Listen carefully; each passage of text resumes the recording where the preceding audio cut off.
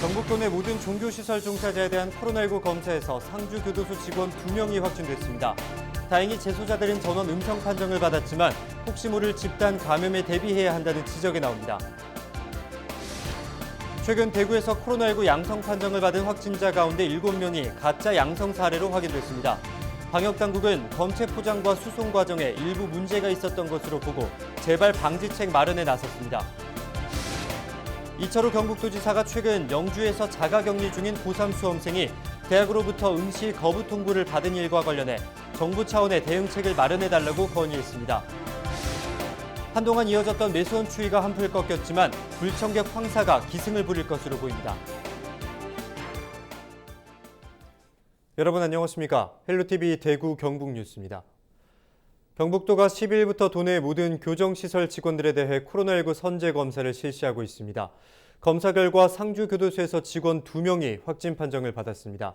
다행히 상주교도소 재소자들은 전원 음성 판정을 받았는데 혹시 모를 재소자 집단 감염에 대비한 절차가 마련돼야 한다는 목소리가 일고 있습니다. 전병주 기자가 취재했습니다.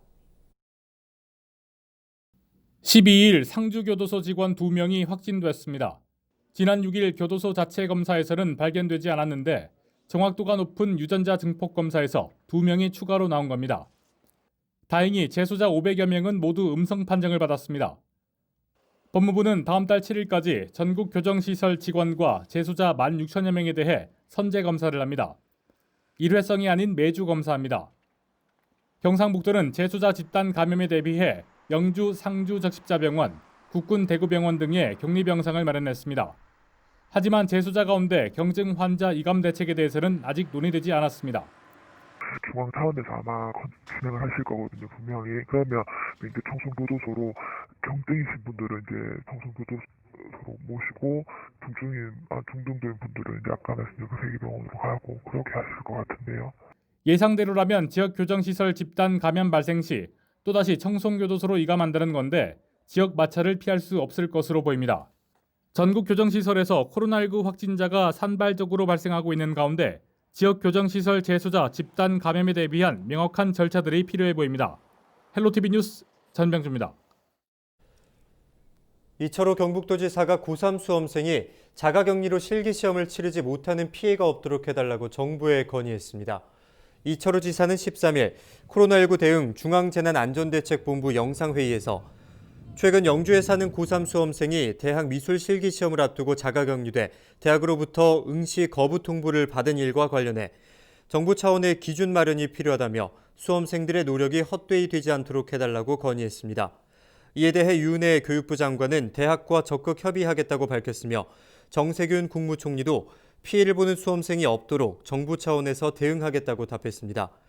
경북도는 코로나19로 대학 입시에 제한을 받고 있는 도내 수험생을 전수조사하는 한편 자차 이용이 어려운 학생들은 이동교통편을 지원하는 방안도 검토 중입니다. 의성군이 노인 돌봄과 관련된 일을 하는 종사자에 대해 코로나19 전수 검사를 실시합니다. 의성군은 최근 수도권을 비롯한 전국에서 노인 요양시설과 노인 주간보호센터 등을 중심으로 코로나19 확진 사례가 지속적으로 발생함에 따라 관련 시설 종사자에 대한 전수 검사를 실시하기로 했습니다. 검사 대상자는 방문 요양보호사 691명 등 모두 1,208명으로 13일과 14일 이틀에 걸쳐 지역별 보건지소와 의성군 선별진료소에서 진행됩니다. 네, 최근 대구에서 코로나19 양성 판정을 받은 확진자 가운데 7명이 가짜 양성 사례로 확인됐습니다. 코로나19에 걸리지 않았는데도 검사 결과가 양성으로 잘못 나온 건데요. 방역당국은 검체 포장과 수송 과정에서 일부 문제가 있었던 것으로 보고 재발 방지책 마련에 나섰습니다. 관련 내용 13일 오전 열린 대구시 브리핑을 통해 살펴보시죠. 남구보건소 선별진료소 위양성 사례와 조치에 관한 내용입니다. 대구시와 질병관리청 합동 현장 조사 결과와 원검체에 대한 분석 결과를 바탕으로 관계기관과 감염내과, 진단검사의학과 등 관련 분야 전문가들이 논의한 결과 1월 8일 남구보건소 선별진료소에서 채취하여 양성 통지된 검체 중 7건이 검체 채취 및 지급 과정의 오류로 인한 위양성으로 판단하였습니다. 1월 8일 남부보건소 선별진료소 검체자 중 9명이 1월 8일과 9일에 양성으로 통지되었습니다. 이후 무증상 역학적 연관성이 떨어지는 확진자들이 비슷한 시간대에 선별진료소를 방문하여 검체했다는 사실을 1월 10일 인지하고 위양성 여부에 대한 조사를 시작하였습니다. 양성으로 통보된 9명을 대상으로 1월 10일에서 12일 사이 진행된 검사에서 7명이 24시간 간격으로 시행한 2번의 재검체 결과 모두 음성으로 나왔습니다.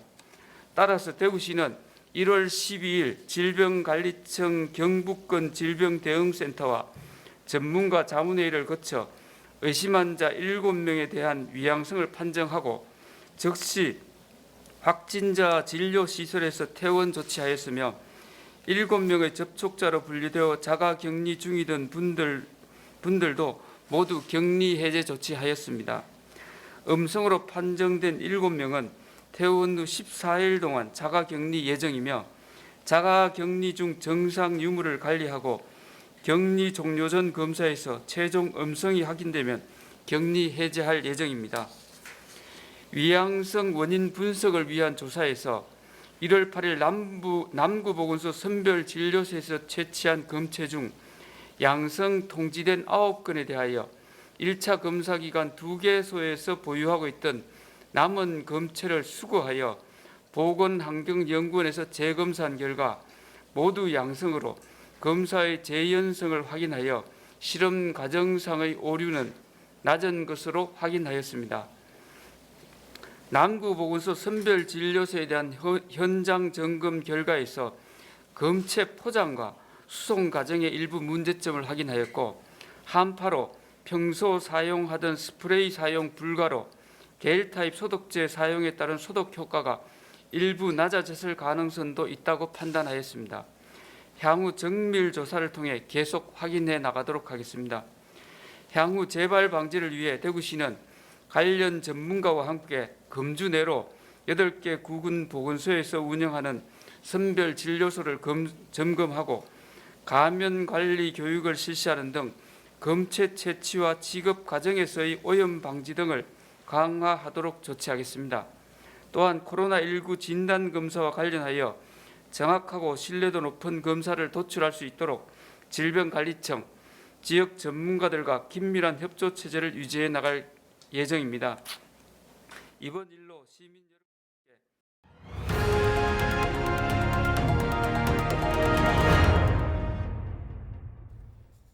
대구시가 아동학대 예방과 보호 체계 마련에 나섰습니다.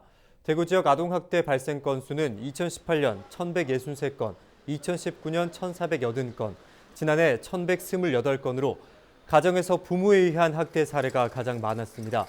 대구시는 아동학대 사례를 조사하기 위해 각 군구에 아동학대 전담 공무원과 아동보호 전담 요원을 추가로 배치할 계획입니다.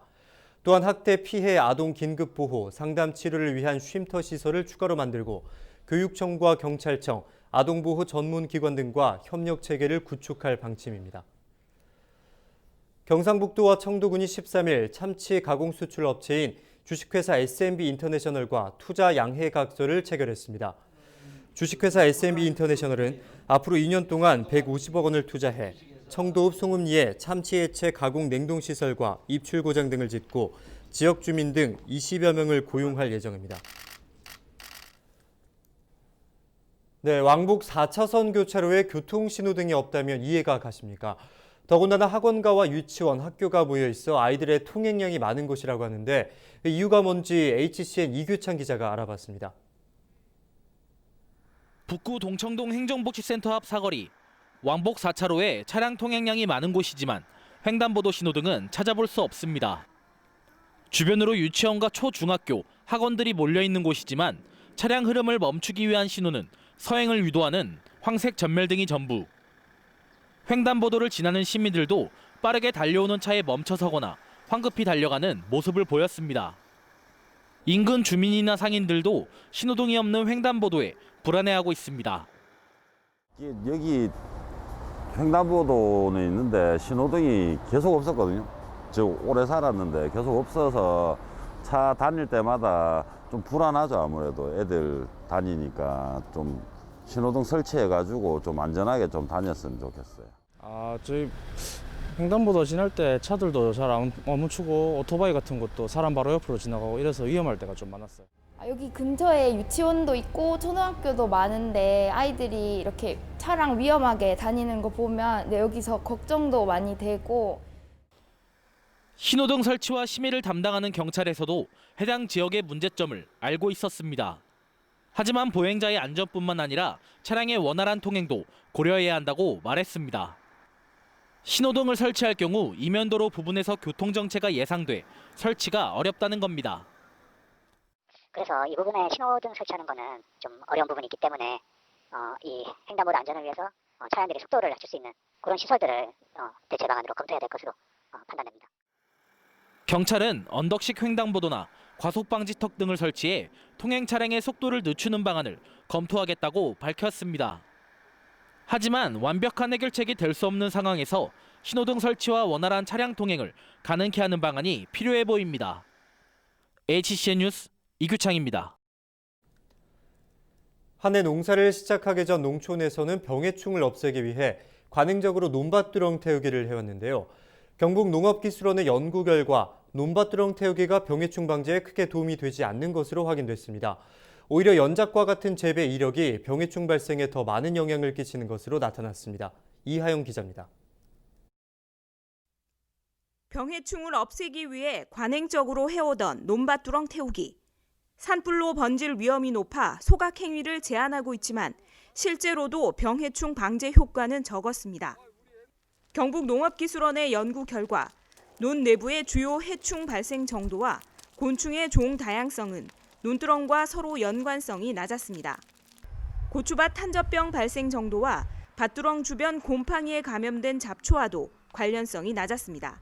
서로 연관이 있다면 논두렁 태우기를 하면 감소 효과가 있겠죠. 그건 서로 연관이 없다 보니까 논밭두렁 태우기에 대한 빅데이터로서 소각을 효과가 아주 낮다. 전혀 없다고 말하기는 어렵겠죠. 하지만 소각을 굳이 위험을 감수하고 할 필요가 없다. 이제 그런 결론을 내게 된 겁니다. 농경지의 병해충 발생은 지역적 환경 요인이나 연작과 같은 재배 이력이 더 영향을 끼치는 것으로 해석됩니다. 농업기술원은 결과의 신뢰성을 높이기 위해 지난해에 이어 올해도 농촌진흥청과의 공동 연구를 지속적으로 이어갈 계획입니다. 헬로티비 뉴스 이하영입니다. 설 명절을 한 달 앞두고 경주에서만 생산되는 감귤류, 경주봉 수확이 시작됐습니다. 올해 가격은 1kg당 8,000원에서 만원 선으로 24개 농가에서 다음 달까지 출하됩니다. 경주봉은 지난 2009년 제주에서 도입된 작목으로 경주 한라봉과 신라봉 등으로 불리다가 2017년 경주봉으로 상표를 통일했습니다. 청송군 농산물 안전성 분석센터가 올 하반기부터 시범 운영에 들어갑니다. 청송읍 송생리 청송황금사과 연구단지 안에 들어서는 농산물 안전성 분석센터는 농산물 출하 전후 잔류 농약과 유해물질 등을 검사하는 역할을 하게 됩니다. 검사에 걸리는 기간은 닷새 정도로 민간 검사 기관에 비해 2배가량 빠릅니다. 청송군은 농민들이 쉽게 안전성을 검사받아볼 수 있도록 농산물 안전성 분석센터 운영 이용에 관한 조례를 제정할 방침입니다. 영주시가 2020년 도시민 농촌 유치 지원 사업 평가 결과 우수 시군으로 선정됐습니다. 성과 평가는 전국 77개 시군을 대상으로 사업 추진 실적과 기반 구축, 사업 홍보, 사업 차별성 등의 평가로 진행됐습니다. 영주시는 대도시 퇴직 예정자와 예비 귀농 귀촌인을 대상으로 도시민 농촌 유치를 위한 전담 인력을 운영해 차별화된 원스톱 서비스를 지원한 것이 높은 평가를 받았습니다. 끝으로 날씨 소식입니다. 남서풍이 유입되면서 기온이 올라 낮 동안에는 다소 포근한 날씨가 이어지겠습니다. 14일과 15일에도 낮 최고 기온은 8도에서 16도의 분포로 평년보다 높은 기온을 보이겠습니다. 다만 15일 밤에는 경북 북부 내륙을 중심으로 비 또는 눈이 내리는 곳이 있겠습니다. 내몽골 부근에서 발원한 황사의 영향으로 안동과 문경, 대구 등에는 황사가 관측되고 있습니다. 호흡기 건강에 유의하시기 바랍니다.